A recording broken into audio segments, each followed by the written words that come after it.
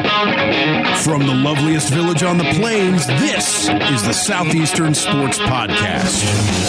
45, there goes Davis. Oh my God! Davis is going to run it all the way back. Auburn's going to win the football game. Auburn's going to win the football game. He ran the missed field goal back. He ran it back 109 yards. They're not going to keep him off the field tonight. It's the 2-1. Swung line drive left field. One run is in. Here comes Green. Here's the front of the plate. He is safe. Braves win. Braves win. Ross swings enough drive to deep left field. That one's gone. That one's gone. Auburn wins. Auburn wins. Auburn wins. Auburn wins. He's going to heave one deep down the field. It's going to be to the goal line. It's going to be gone. It's a touchdown. And the Gators have won the game. Tyree Cleveland. Oh, my. I can't believe what I just saw. There goes Herschel. There goes Herschel. Herschel Walker scores. Man, did he turn it on when he had to. Black's got one setback and four wide receivers. Desperation play. Black's going to throw in the end zone. Got a man wide open. Larson, he's got it. Touchdown, Auburn. Touchdown, Auburn. Now with this week's show, here's John Abrams, Riley Hubbard, and Braison Pierce. Welcome on in. This is the Southeastern Sports Podcast, episode 2. No Braison Pierce here yet this week. We might be joined by him later in the show. That remains to be seen. But SEC Media Days last week, I was there. You guys were hanging out in the loveliest village on the plains, holding down the fort. A lot to talk about, though, from Media Days. A lot of people, a lot of coaches and players getting really excited about the season, and they have some positive notes to go on.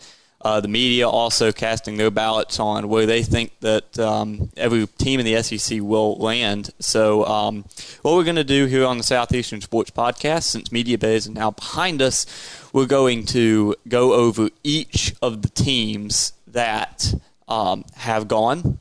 All 14 teams will be done before the first week of action in college football. This week we're going to start with Texas A&M, Alabama, and South Carolina. We will do 3 different segments on them. Before we do that, though, have a couple of new voices here. John Abrams is still here. We're also joined by Matt Mixon and Grady Hall. Guys, thank you so much for hopping on the podcast this week. Good to be here, guys. Well, let's go ahead and start with Texas A&M. A&M is a team, Jimbo Fisher, obviously in his second year. A lot of people have a lot of faith in Jimbo to do big things at Texas A&M just because he's a big-time coach. But at the same time, last season was very average for them. They had a couple of high points. Even the loss to Clemson, I think, most A&M fans would agree would be kind of a high point just because it showed that they have a lot of talent and they have the ability to compete. But down the stretch, they really kind of fell. What do you guys think about A&M just, at a glance? I think that they'll be better this year.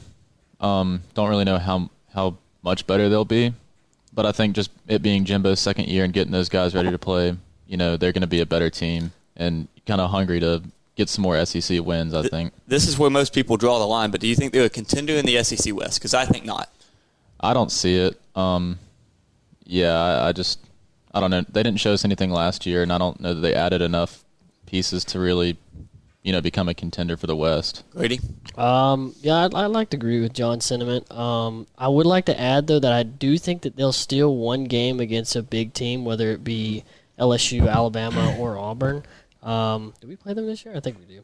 Do we? Yeah, every year. They're in the West. Yeah, I'm pretty sure they're going to steal a big game because they play up in big games, as we saw last year versus Clemson. So right. I think they'll steal a big game, but I don't believe they're serious contenders. The talent there is very average. Kellen Mond, a very good quarterback, and he's there in his second year under Jimbo. Matt, what do you think is going to be the effect of the second year of Jimbo for Kellen Mond? Because he is a very quarterback-oriented guy. Jimbo was a quarterback himself. Yeah, Jimbo had Jimbo Fisher. He had E.J. Manuel, and he had James Winston over at Florida State. Right. And I think he's a pretty decent quarterback developer. And Kelly Mond, the quarterback out of IMG, he's pretty darn good. And with the development that Jimbo has, I think he could be an elite quarterback and play at the next level. Yeah. Well, that's big praise for Kellen Mond. The receiving core, nothing special. Defense also, I don't really think there's anything special there. What do you guys think?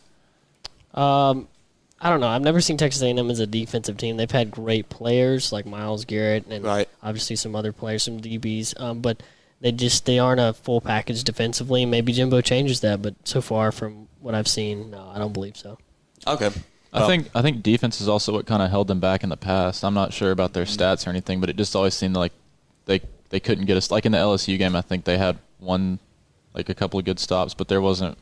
I mean, LSU kind of had their. All right. Well, there's a lot of hype around Kellen Mond, though. And, I mean, how much will he improve is the big question. I think that if he improves, that's their entire offense right there. Yeah. There's a lot kind of right behind that. Real quick, though, we'll go around the table here. Where do you think they finish in the SEC? In the SEC total? Like middle of the pack? Probably 6th or 7th. Probably with the winning record, but 6th or 7th, I think. Middle of the pack, yeah. I would have to agree with that. I mean, I won't give an exact record, but I do think that they will show some glimpses of being good, but at the same time, they will not compete for the SEC West title. I think the only 3 teams that will really compete will be Alabama, LSU, and possibly Auburn. John, what do you think about A&M? You think they can compete near the top of the SEC, kind of middle of the pack, or do you think they'll have a down year? I think they'll be about middle of the pack also. I mean, they'll probably have about 8 wins is what I'd guess. Matt? I think they'll probably be in the top of the West, probably 3, 4, maybe even second. But looking at their schedule, it's really comparable to Auburn's schedule. People say that Auburn has one of the toughest schedules in the year. Besides Oregon, they have Clemson and they don't have Florida. Yeah, but playing Clemson's big, and they're playing them in Clemson, I think. No. I thought, is it not College Station? It's in Clemson. Oh, Death Valley. Because last year they played them in college. With the second, if not first, toughest schedule, it's going to be brutal, along with Auburn's schedule. Good. Well, you're out of all of us, you're the one that's the highest on A&M. You just a big Jimbo fan? I'm a big Jimbo fan. I'm a big Kellen Mond fan. Okay, fair enough. We're going to take a quick break here on Southeastern Sports Podcast. When we come back, we'll talk a little bit of Alabama football, and our friend Braison will join us. Stick around.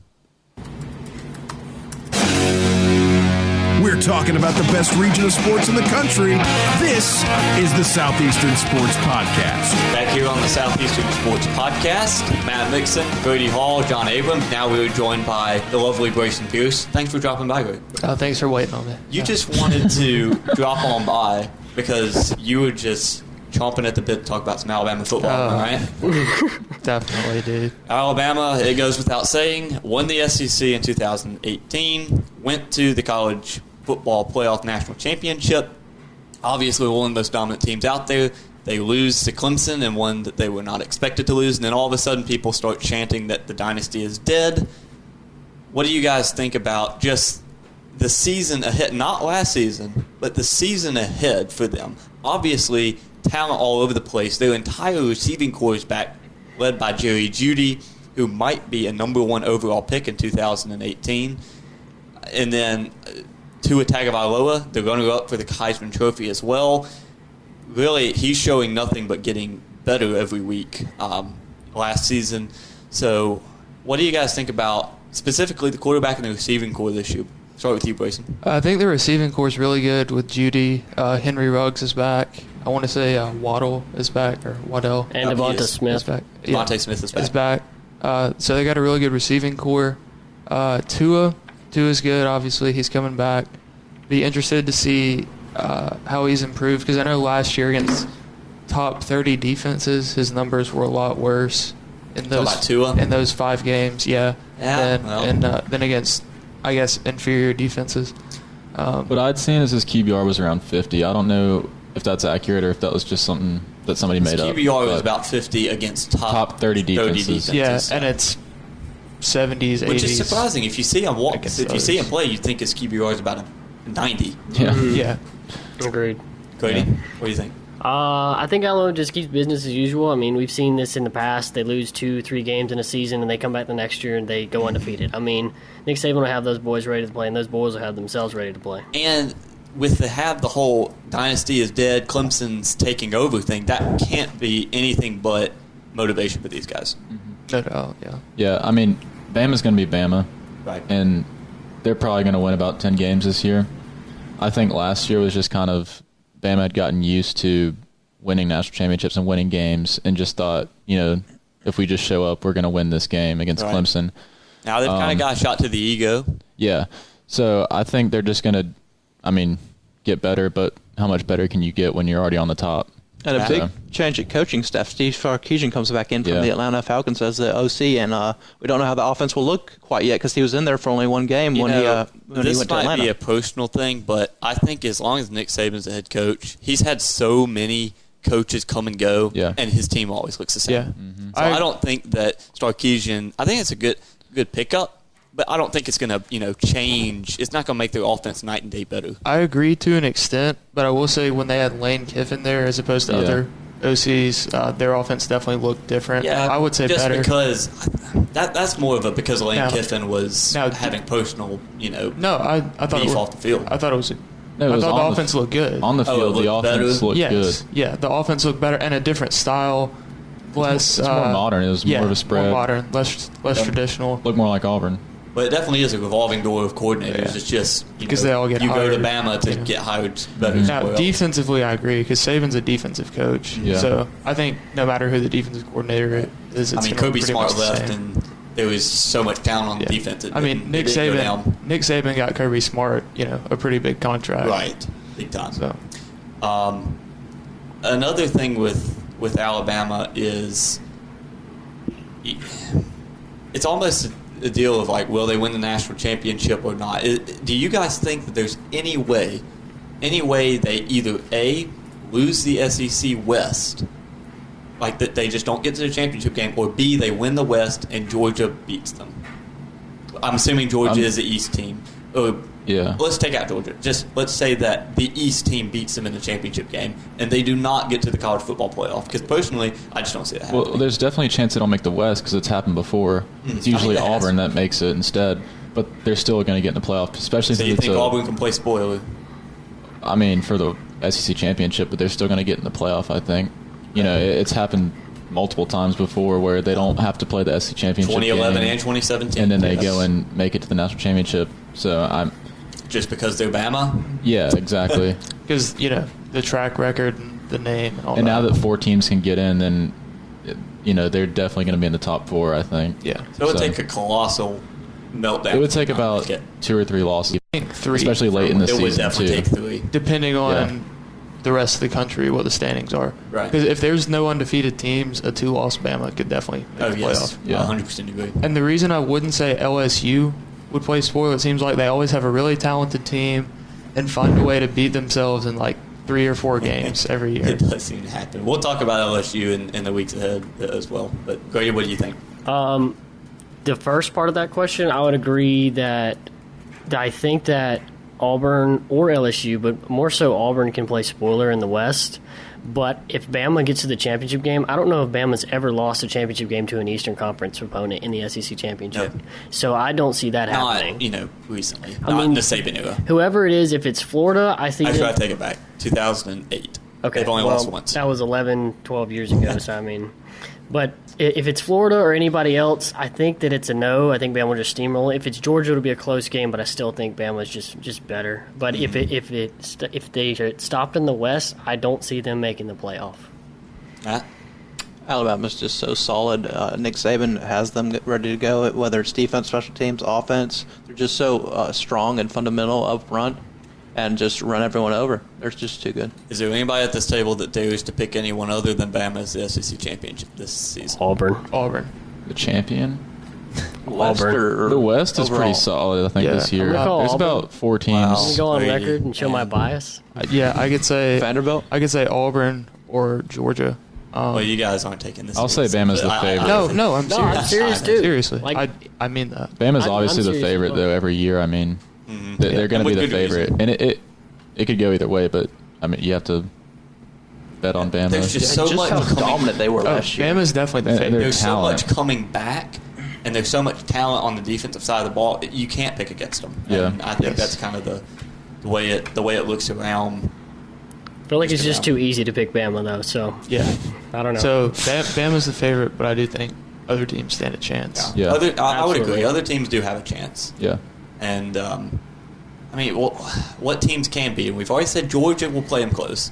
Mm-hmm. but I don't think Georgia can beat them. I think A&M can beat them. In the West, LSU. I think they can. In a surprise game. Grady and Matt? Maybe. Wow, In the West, I think they LSU, can. A&M, Auburn are the three teams The that thing can with beat them. LSU They can beat is them that in game a is game. in Tuscaloosa. And I don't know if they've ever won in Tuscaloosa. They did win. They did? When they played in the BCS.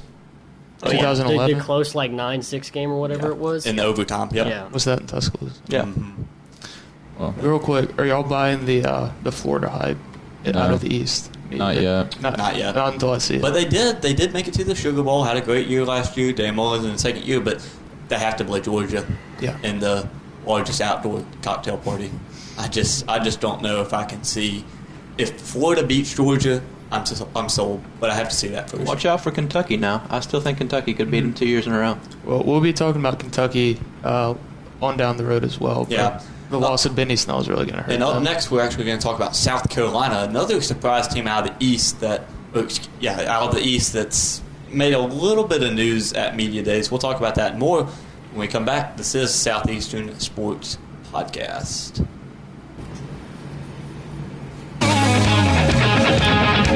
Now more of the Southeastern Sports Podcast with John, Riley, and Braison.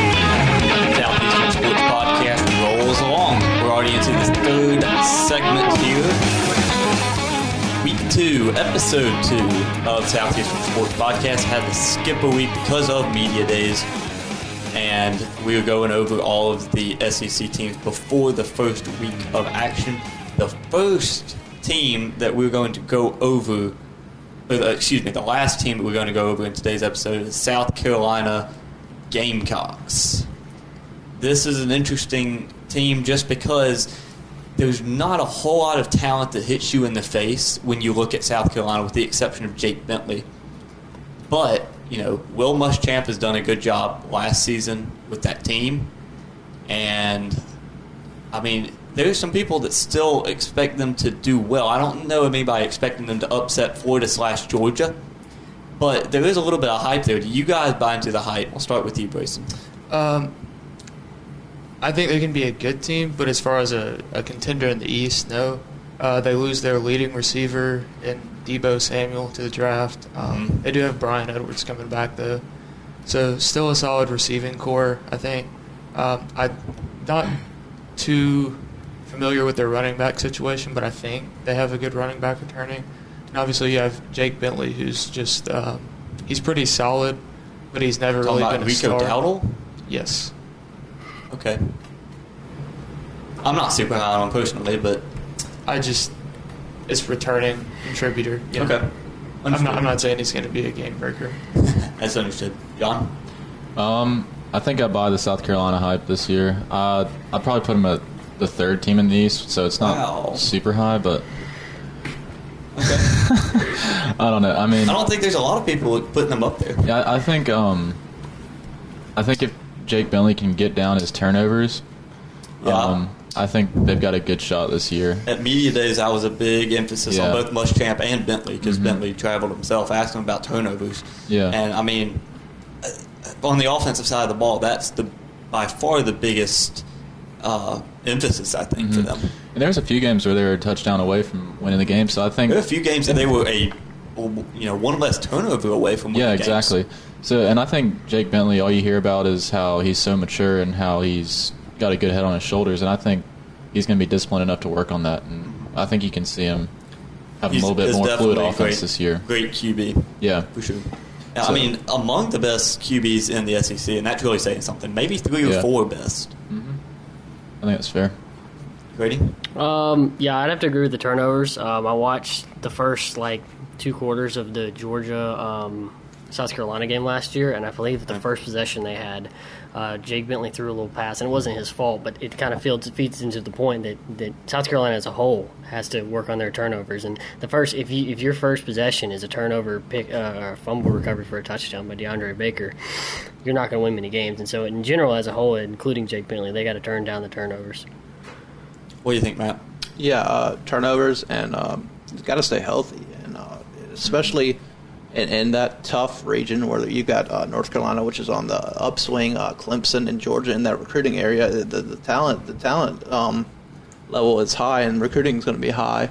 and it's going to be hard to find talent. And so you got to keep people healthy. I'm glad you mentioned high level. Clemson and being in that area, because not only is it almost impossible to recruit against Clemson, but at media days,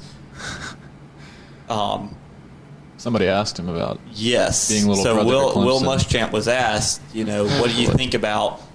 Do you think that the recent success of Clemson's team has made you the little brother in the state? And immediately he said, no, doesn't. Okay, not all. And you have to think he's just trying to get a reaction out of him. First of all, what are you going to say? Yeah, right. Absolutely, 100%. We have been totally disowned by the state of South Carolina. No one even knows who we are. He can't say stuff like that. Yeah, I mean, it's not even true. But it is definitely it's kind of an no. Auburn, Alabama situation with Clemson, South Carolina, where one is far more successful than the other. Yeah, I would say Clemson. I mean, obviously the better program in the state right now, but as far as little brother. Does that make it more difficult to build your program up? Most definitely. Oh, yeah. And not to mention they recruit Georgia, I imagine, a lot, too, which is heavily recruited by Georgia. And Auburn and Bama. Yeah.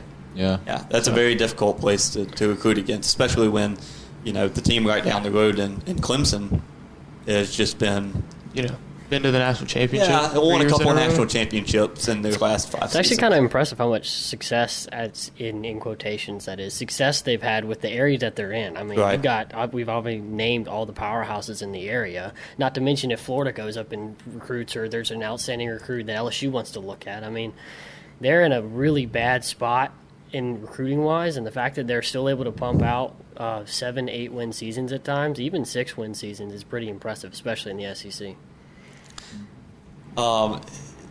Another thing with sharing the state with Clemson is it's got to be difficult to get people nearby excited about South Carolina football.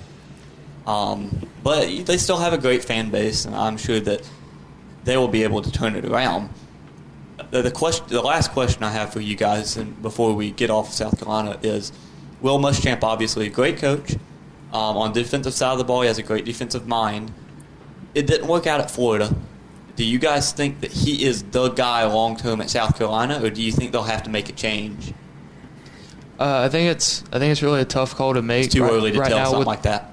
He's been there, 3 years? Mm-hmm. And obviously, playing in the same state as Clemson and the same division as Georgia, it's going to be magnified. But I think, if he doesn't get it going in a couple years, they need to start looking at potential replacements. I would agree. I think that this early in the game, it's too early to say, the program's just not improving enough for us. Will Muschamp, you're gone. Yeah. But at what point do you start saying that? 2 years maybe after Jake Bentley's tenure is over? I would say either if they have a disastrous season this year or mediocre seasons the next 2 years, and if that's not up to their expectations, then I think they probably need to look for a new coach. John, what do you think about Muschamp staying at South Carolina? I think he'll be able to tell more after this year. I mean, barring total failure this year, this is Muschamp's 4th year coming up, so it's all his guys. He's getting to work with the people he recruited, so I mean, this will really show whether he's a good fit for them or not. And I think they've got some new facilities too, don't they? So that might help with... I think so. I don't know if it's anything like astronomical, but I think they do have some new facilities. So I think you'll just be able to tell more after this year because, it's all his guys, it's the program he wants, and everyone's bought into what he's doing. So, yeah. Okay. Grady? I think you got to give Muschamp some leash here. I mean, I understand South Carolina wants to win, but at the same time, for factors that we listed before, recruiting and their opponents, they're in a tough strait, and they're going to have to – it's going to take a couple really solid seasons, 7, 8-win seasons with some quality wins for Muschamp to really start looking like a great coach. And I'm not saying you should fire him because who else is out there? I mean, kind of the same thing with Auburn. Like, it's not as desperate, but who else are you going to get? I would definitely agree with that because when you hear, doesn't matter to the team, but when you hear, we need to fire Gus Malzahn, we need to fire Will Muschamp, we need to fire whoever, you got to immediately be thinking, well, who are you going to get? And I've heard some pretty bad, options just because there's nobody out there. Yeah, I mean, if I were South Carolina, I'd give them a couple seasons, see if there's any improvement at all. If there's any improvement, I would be glad if I was South Carolina, just because the situation they're in. If there's not improvement, then you start putting them on the hot seat. But for now, I would just sit and let it ride for now. I would agree. And like you said, for long-term success, stability is worth a lot more, I think, than people give it credit for. Because having the same coach while you may have a down season is a lot better than is a very dropping them in a second and then moving on. If you're a recruit, you don't want to see a team that's had 5 coaches in the last 2 years. Exactly. And not to mention, it's harder to succeed as a player if you're switching systems every year or two, offense systems. Matt, any closing thoughts? No. No closing thoughts from Matt. Okay, well, we're going to take a quick break here on the Southeastern Sports Podcast. We come back, we're talking Braves. They have had a very good start to the second half. A lot of optimistic people about Braves baseball here in the second half. Also, a lot of people talking about potential trades before the trade deadline, which is coming up. We'll talk about that more this Southeastern Sports Podcast. Be sure to follow us on Twitter and Instagram at SE Sports Podcast. Now, here's more of the show. If you haven't done that, then you definitely need to do it. Follow us on Instagram especially. You'll be getting most of our updates as far as upload schedule and when we are in and out and who is on, etc. All kinds of great content on at SE Sports Podcast on Instagram and Twitter. Moving on, we've done our 3 teams that we're going to preview after Media Days. Time to talk some Braves baseball, because recently the Braves have started the second half. It hasn't been, incredibly successful, but they've shown some good signs. Endo Inciarte being back, I think, is a positive to most people, even though it does cause a bit of a logjam in the outfield. At the same time, people are excited about pitching because Kevin Gausman came back from injury. He looked really bad when he was kind of battling an injury, but on Sunday night looked great against the Nationals on Sunday Night Baseball. Gave up just 1 run, I think, through 6. 7, excuse me. Yes. So what do you think about the rotation right now? Is it safe to go ahead and just throw Gausman in there, or do you still want to trade for a starter instead of a reliever, or do you want to trade for both? I think I would go after a reliever before a starter. But that being said, there's a lot to be said for going for a starter because you have Mike Soroka. This is his first full season. Yep. He's been great. Yeah, he has been great, but he's had injuries, and he's going to throw more innings than he's thrown. Same with Max Fried, who has a small injury problem right now as well. So you need to have an insurance policy for them if you can't use one of them in the playoffs for whatever reason. Julio Teheran's been good, but typical Julio. You don't want to rely on him in the playoffs. Gausman looked great last night, but that's one time. That's deal. One start. Certainly don't need to give up on him. And Keuchel. Yes, and of course Keuchel and Fulte is solid. Fulte, I don't count on Fulte. Keuchel has been solid. He's the most reliable, probably just based on a combination of experience, health, and performance. All that to say, you probably need a 6th starter for insurance that has more playoff experience. But at what cost? Well, that's a good point. And you don't want to overpay for a 6th starter, ultimately. Right. So it's going to be tough to toe that line between making a trade for a quality starter that can help you and, overpaying with prospects. John, how badly do you want a 6th starter, or would you prefer to have a reliever? I'd probably go for a reliever if I had to choose one. I mean, like you said, you just listed all the starters, and, there's not really a terrible option there, especially if Gausman shows up the way he did his last start.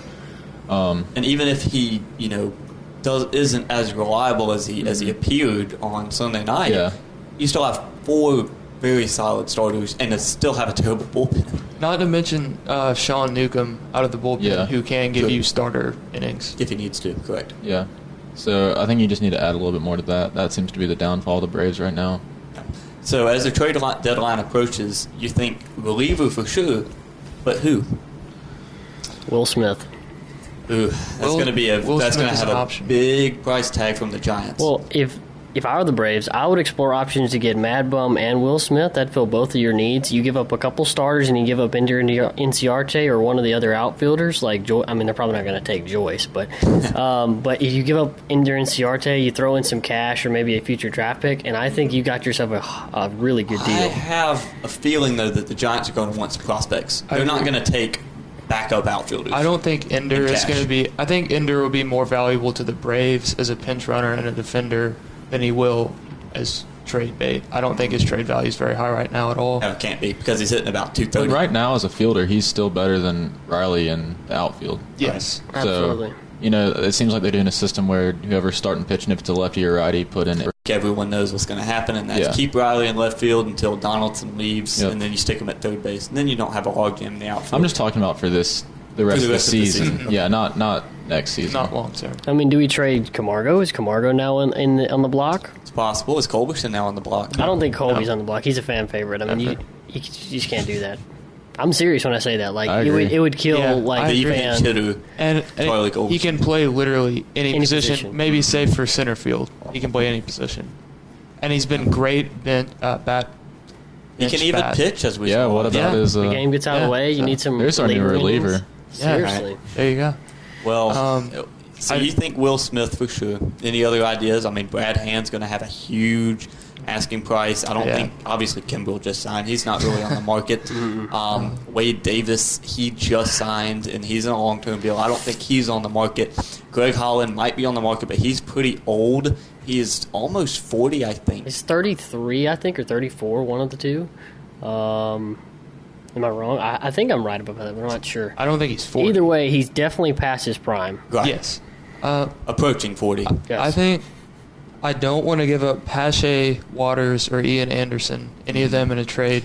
Yeah, that being Pache said, and Anderson especially, not guys you want to get rid of. Neither is don't Kyle Wright if he's in the conversation. Don't sleep on Waters, though. He's hitting .339, leading his league in batting average in his Double-A, which is a league that's not as kind to hitters as Triple-A and the major leagues. He's, I want to say, 25 points. I'm not against him. I'm just saying. He's 25 points ahead of the second guy in batting average. Not to mention decent fielder. All that to say, if you have to give up one of them in a trade for a reliever, I think you need to go after Felipe Vasquez on the Pirates. He's got more than the rest of this year on contract. He's got team control. He's been really solid. ERA under 3 the last the last several years. I don't know exactly how many. Well, what's the deal with? There's been some talk about Bumgarner. Deal with Bumgarner is that he is on the Braves no trade list. So do you just try to get off of that no trade list? Well, his no trade list, if you look at it, it's Contenders. 10 teams. They're all contenders. What he's doing is he wants to be able to decide which contender he goes to. So I certainly don't think he's ruling out a trade to the Braves. He just wants to see how it's looking, and he may accept it or he may not. I think if you feel the need to go for him, It's going to cost a lot. He would be a 6 starter. There are things that would deter me for trading for Madison Bumgarner. He would cause you to have 6 starters. Yeah, sorry. I was like, he's like a 3 or 2. Yeah, it would cause you to have 6 starting pitchers. Yeah, continue. Continue, Braison. What was I saying? Madison Bumgarner. There are things that would deter you from trading for him, but I don't think that should be one of them that were on the no trade list. John? About Madison Bumgarner?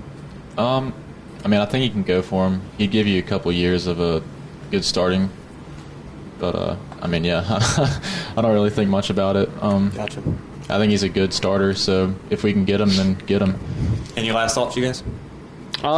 Mad Bum is only 29. I don't understand why people think he's old. He's only 29. Just because he's been a part of the playoffs for so long. This guy, with him, I feel like this guy pitches. He always pitches better in the playoffs.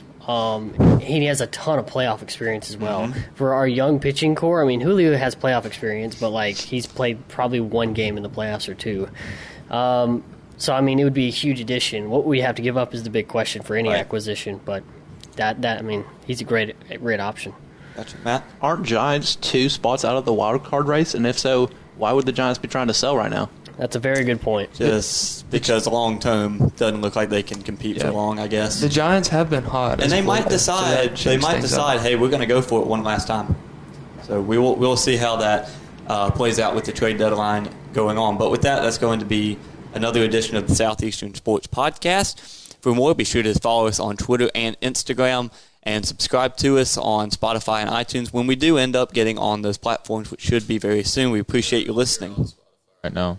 We're on Spotify right now. Yeah. We appreciate you listening to us and subscribing as well.